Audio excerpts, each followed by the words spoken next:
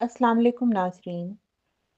फ़न की दुनिया में जब जज़्बा, महारत और जिद्दत आपस में मिल जाएँ, तो तख्लीक होता है वो हुनर जो दिलों पर नक्श छोड़ जाता है।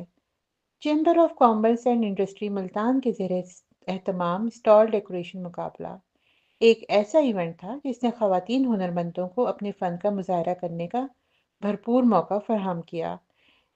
इसी तकरीब में एक ऐसा स्टॉल नुमाया नज़र आया जिसने अपनी खूबसूरती, मयार और तख्लीकी तरतीब से सबको हैरान कर दिया।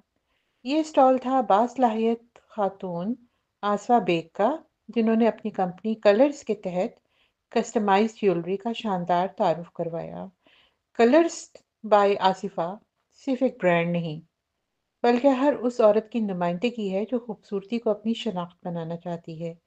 यहाँ हर जेवर, चाहे वो झुमके हों, चेन्स, ब्रेसलेट्स या सेट, मुकम्मल तौर पर कस्टम डिज़ाइन होते हैं ताकि पहनने वाले की शख्सियत, मौका और अंदाज को मुकम्मल तौर पर उजागर किया जा सके।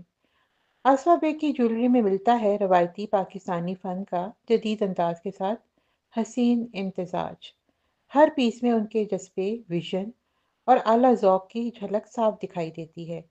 उनका स्टॉल देखकर अंदाज़ा होता है कि वो ना सिर्फ एक हुनरमंद खातून हैं, बल्कि एक एतमाद से भरपूर पेशावर और विजनरी कारोबारी रहनुमा भी हैं। ये सब कुछ मुमकिन हुआ chamber of commerce and industry Multan के इस मिसाली इकदाम से, जो ख़वातीन को प्लेटफॉर्म फ्राहम करके उनके ख्वाबों को हकीकत में बदलने की अमली कोशिश करता है।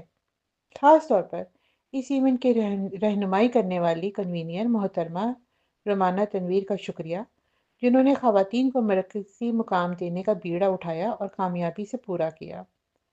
और साथ ही भरपूर ख़राज तहसीन पेश करते हैं जनाब शफ़ीक साहब को, जो मुल्तान चैम्बर ऑफ कॉमर्स के जनरल सेक्रेटरी हैं, और उनकी टीम को, जो तंज़ीमी सतह पर इस प्रोग्राम के हर पहलू को मरबूत, मुनज़्ज़म और कामयाब बनाने में पेश पेश रहे।